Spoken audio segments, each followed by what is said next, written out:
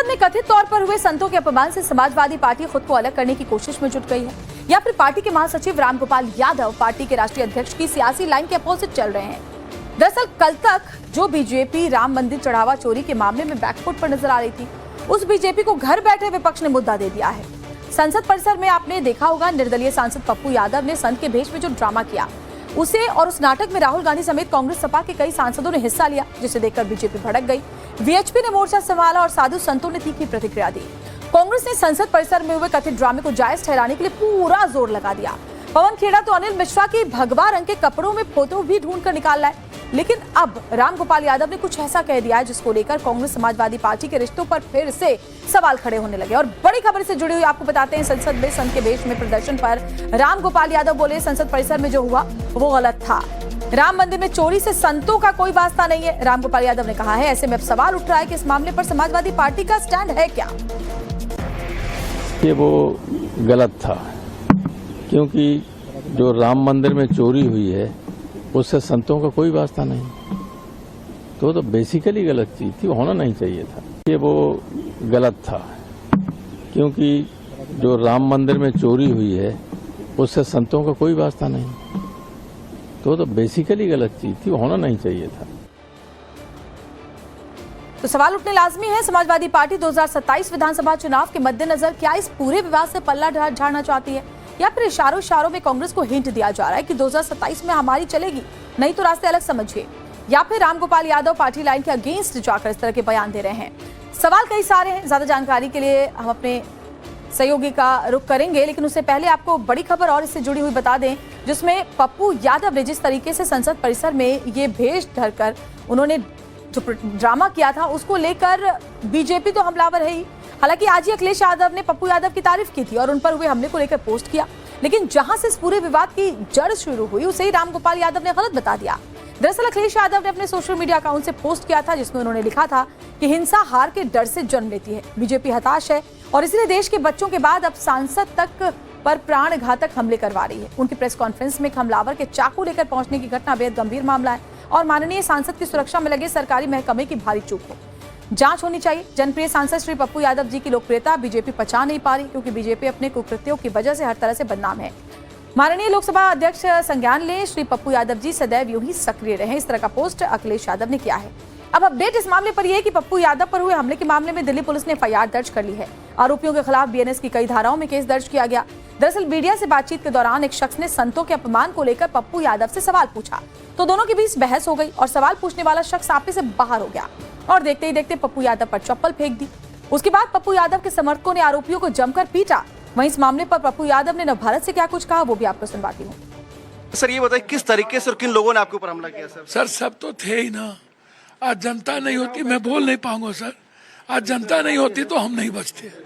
लगातार बाहर बैठे संत, कई बाबा बोल रहे हैं कि जला दो, कई लोग बोल रहे हैं मार दो, कई लोग बोल रहे हैं बाहर से ही लोग मरवाना चाहते हैं। कल मेरे बच्चों के घर पे जाके धमकी दिए। क्यों सर? काहे मेरे बच्चों के घर पर आप गए? गलती यदि मैंने, आपको लगता है कि मेरा आवाज उठाना गलत है क्या? हनुमान जी को नचाओ तब ठीक, राम की पतंग उड़ाओ तो ठीक, चंपत राय सबकी चोरी कर ले तो ठीक, गिरियक जब कोषाध्यक्ष सब कुछ गायब कर दे तो ठीक, शंकराचार्य पर हमला करो ठीक, बद्रीनाथ की चोरी कर लो ठीक। तो संसद परिसर में संतों के अपमान पर कैसे सियासी घमासान मचा हुआ है वो भी आपको बताते हैं। 31 जुलाई 2026 को बकर द्वार पर संत के भेष में पप्पू यादव ने प्रदर्शन किया था। राहुल गांधी समेत कांग्रेस समाजवादी पार्टी के कई नेता इस विवादित नाटक में शामिल हुए, जिसके बाद बीजेपी, वीएचपी और संत समाज से तीखी प्रतिक्रिया सामने आई। वहीं इस मामले में दिल्ली के जहांगीरपुरी थाने में पप्पू यादव के खिलाफ शिकायत दी गई, लेकिन ये सिलसिला अगले दिन भी जारी रहा। 1 अगस्त 2026 को वाराणसी में पप्पू यादव, राहुल गांधी, अवधेश प्रसाद पर एफआईआर हुई। लखनऊ, संभल समेत कई जगहों पर विरोध प्रदर्शन देखने को मिला। 2 अगस्त 2026 को गोरखपुर, वाराणसी में भी पप्पू यादव के खिलाफ विरोध प्रदर्शन हुआ और इसी दिन पप्पू यादव पर प्रेस कॉन्फ्रेंस के दौरान हमला हुआ। हालांकि हमलावरों को पप्पू यादव के समर्थकों ने पीटा। वहीं कांग्रेस सपा ने पप्पू यादव पर हमले का विरोध किया। 3 अगस्त यानी कि आज दिल्ली पुलिस ने हमले को लेकर एफआईआर दर्ज की, ऐसी खबर सामने आई। बीएनएस की धारा 221, 221(1), 132/3(5) में केस दर्ज किया गया। वहीं आज रामगोपाल यादव ने इस पूरे विवाद से किनारा कर लिया। उन्होंने साफ साफ कहा कि जो सदन परिसर में हुआ वो गलत था। हालांकि पप्पू यादव पर हुए हमले को लेकर समाजवादी पार्टी के अन्य नेता बीजेपी पर हमलावर हैं। वहीं बीजेपी का इस प्रकरण पर क्या कुछ कहना है वो भी सुनते हैं। भारतीय जनता पार्टी के गुंडे हैं ये, जो जिसने भी ये इस तरह का हमला किया है, और ये इल्जाम लगा रहे हैं कि भाई साधु का अपमान हुआ है। क्या साधु का कॉपीराइट उन्हीं के पास है, वही पहन सकते हैं भगवा रंग के कपड़े, क्या और हिंदुस्तानी नहीं पहन सकता? और जहां तक सवाल ये है, इन्हें अभी उत्तर प्रदेश में जो राष्ट्रीय अध्यक्ष हैं उनके काफिले में जो है, उनके जुलूस में जो भगवान हनुमान को डांस करते हुए दिखाया गया है, क्यों उस पर एक्शन नहीं हुआ? उस चीज पे जो अब गुजरात का एक दृश्य आप लोगों ने भी देखा होगा कि पतंग उड़ाते हुए उसमें हनुमान जी की तस्वीर है, क्यों उस पे कोई एक्शन नहीं हुआ?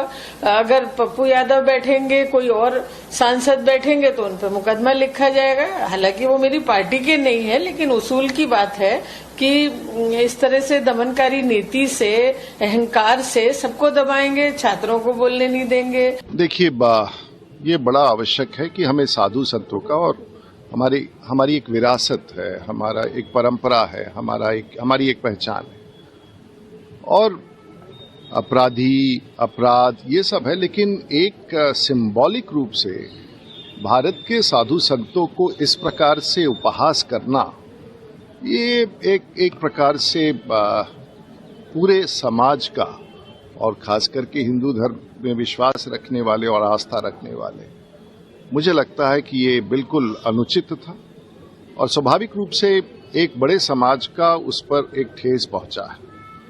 तो अगर सरकार और राज्य सरकार महसूस करती है तो सरकार अपना निर्णय लेती है, केस मुकदमा कानूनी प्रक्रिया है, और सरकारों को अधिकार है इस प्रकार के कदम उठाने का। आज ही अखिलेश यादव ने पप्पू यादव की तारीफ की थी और उन पर हुए हमले को लेकर पोस्ट किया, लेकिन जहां से इस पूरे विवाद की जड़ शुरू हुई उसे ही रामगोपाल यादव ने गलत बता दिया।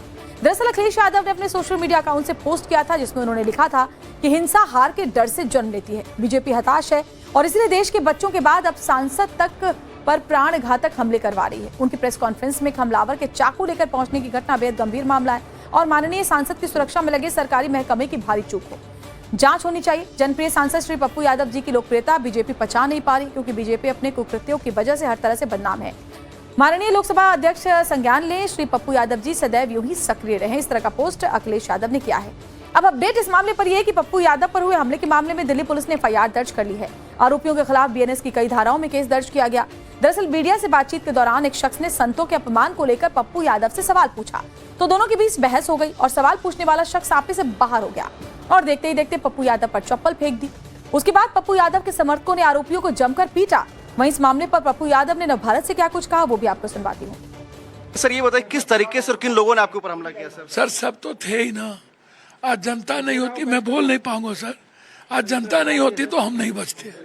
लगातार बाहर बैठे संत, कई बाबा बोल रहे हैं कि जला दो, कई लोग बोल रहे हैं मार दो, कई लोग बोल रहे हैं बाहर से ही लोग मरवाना चाहते हैं। कल मेरे बच्चों के घर पे जाके धमकी दिए। क्यों सर? काहे मेरे बच्चों के घर पर आप गए? गलती यदि मैंने, आपको लगता है कि मेरा आवाज उठाना गलत है क्या?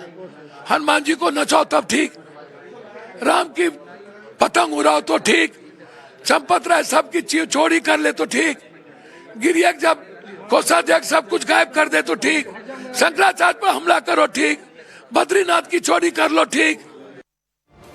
तो संसद परिसर में संतों के अपमान पर कैसे सियासी घमासान मचा हुआ है वो भी आपको बताते हैं। 31 जुलाई 2026 को बकर द्वार पर संत के भेष में पप्पू यादव ने प्रदर्शन किया था।